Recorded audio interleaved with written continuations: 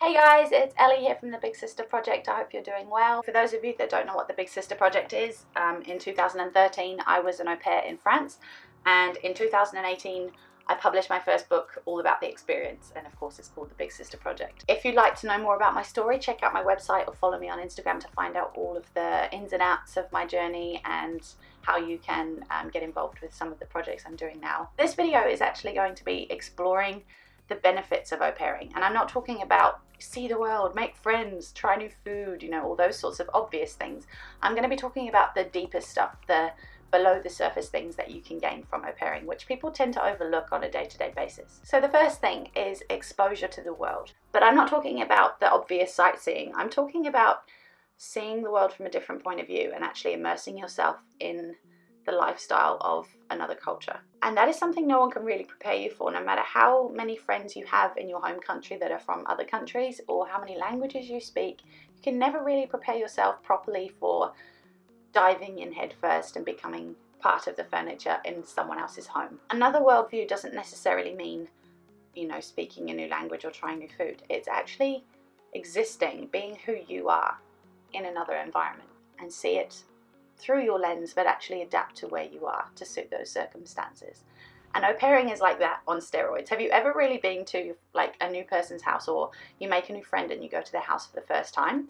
You get nervous, right? You feel, oh, okay, I need to make sure I don't say this. Do I take my shoes off when I walk in the door? All those sorts of mini little things that you might have to make an assessment on before you go around to make sure you make a good impression. Au pairing is like that, but like 20 times bigger. This is the great thing about au pairing. When you immerse yourself in a new place and you live with a host family, you suddenly start to adapt and remold your own worldview. Your whole vision changes on how you fit and where your place is in the world and what you're capable of. So you're constantly having to reassess how you do things and how that might fit in a new environment. This is you exposing yourself to the world. You're letting the world in. You're letting yourself be the new person and allowing yourself that opportunity to see that actually your ways don't necessarily fit with everyone else. So you'll be stronger for it. And that leads me directly into self-development. I cannot explain enough how much self-development happened as a result of my au pairing. Let's just say when I turned 18, I was like, yeah, I'm so mature. I'm gonna go out and travel and see the world and be cool and make friends and all this other stuff. But yeah, nah, I didn't realize how immature I was. And it's not necessarily saying I was incapable of doing my job. That's not what I'm saying at all. I didn't realize how much I'd come to rely on my parents for things. I didn't know how much I was used to behaving in a certain way around conflict. So there's little things that I wasn't aware of about myself. Up until my au pair experiences, I believed that I was this, and this. And when I got to France and when I started being an au pair, all of those things were like dissected and chopped and bashed about, and I had to reassess who I was. And it wasn't a conscious thing, and that's what I'm trying to say, is that if you can look at your au pair experiences with a conscious mind and analyze it in the way that I've done since au pairing, everything will just seem a lot easier, I promise you. An example is if you're in a situation where you are struggling to get your host kids to do what you need them to do, you automatically have your response for that, right? And then you've probably got one or two backup plans that you try and they might not work. Then you think, okay, it must be me. Maybe this family is not for me. Maybe I should move on. Maybe I should tell the parents. And all of the bad things just start listing themselves, and you doubt yourself as an au pair and you think, oh my gosh, am I really supposed to be here? And all of these dramas happen, right? But if you remove yourself from that situation and think, okay, I'm doing this because this is how I've responded to it in the past in my home country. These are the backup plans and this is how it normally goes. But that isn't working in this situation. Okay, what haven't I tried? What have I seen my host parents do? How much language do I know around this subject? What do I need to teach myself or go and learn from someone in order to make this situation work?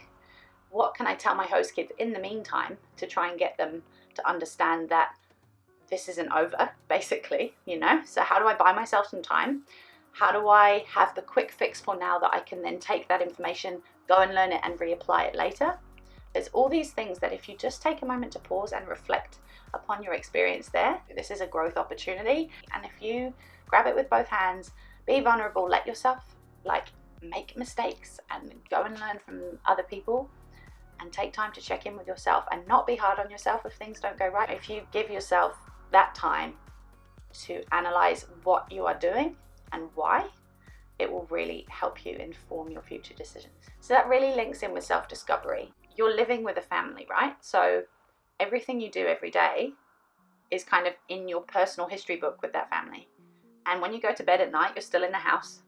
And then you wake up and whatever happened yesterday is going to still kind of be there at the foundation in the puzzle that you are creating with your host family. Along the way, you will discover things about yourself that you wouldn't have been aware of before because no one's ever challenged it. For example, it could be simple things like your daily routine, you know, what time you have a shower. In New Zealand with my family, it doesn't matter if we're in our PJs when we have breakfast. Some families prefer to get fully dressed and then have breakfast together. Thankfully, my host family were fine with me being in my pajamas, and often they were as well. It's things like that that you never have to question until you kind of get put in another situation and have to think, okay, is this going to be weird if I walk out in my pajamas? Do I need to get dressed first? I haven't asked this question. What do? Do I just assume? It's quite a fun process and you'll discover quite a lot about yourself. So have fun with it. Languages is an obvious one, I think, you know, because when you go abroad, you're kind of setting yourself up to speak another language or learn another language. Language is one of those things that transforms you in a way that nothing else can. Not only does it, you know, give you insights into the culture you're living amongst and, you know, even highlight particular things about your own language, but it also really makes you reflect on the way you express yourself. Because suddenly you can go from knowing what to say all the time to really having to think. You've probably heard the phrase, think before you speak. This is like that, but amplified beyond belief. Because suddenly you could have a huge paragraph, a huge story in your head that you want to explain, or you could really want to discipline your host kids because they're driving you crazy one day, but suddenly, nothing. Your brain just turns to mush and it's empty and there is nothing coming out. French, I learned it for 5 years at college. It was great. I did really well, but there was still so much that I didn't know. I realized it when I got to France. I was like, oh my gosh, I have no idea what that means. And I'm alone with a 6-year-old who doesn't speak English, and he's telling me something and I have no clue what it is, and he doesn't really know how to re-explain that in a different way. And even if he did, I don't think I'd get it. So now I have to guess and hope he doesn't get frustrated, which he did a lot at the beginning. So, you know, there's a time when you sit at the end of like your first week and you're like, oh my gosh, okay, so how many words have I learned this week? You have to think a lot more. And what's cool is that when you nail it, when you suddenly start to get that bank of knowledge going on and you have new phrases and words and they just flow out of your mouth normally one day, you feel on top of the world. It's a freaking cool feeling. Eventually, if you're there long enough, suddenly you'll start to hear your own language and translate it back to your second language. That's what I started to do with French. After a while, I was dreaming in French. The breakthroughs you'll have, the connections you'll make as a result of it are just priceless. So don't think about language as an obstacle. Think about it as a really exciting challenge that is gonna really hurt. It's gonna be a crazy, crazy roller coaster of a ride. It's gonna be funny. There are gonna be mishaps along the way. You're gonna have lots of miscommunication. But on the flip side, it's gonna be so rewarding. You're gonna learn heaps about yourself. You're going to learn about communication in general, and you'll slow down in your own life with the way you express yourself, and you'll really start to consider the language you use in your native tongue. And that kind of takes me on to the last point, which is connection. So all of the things I've just talked about kind of come back down to connection, personal connection that you make with not only your host family, but with yourself. The best way to make the most of those connections is through analysis. I'm talking about reflection. I'm talking about thinking, how was I this week? Where did I go wrong? Where did they go wrong? How did we connect that week? Building connection starts from the moment you walk into a room.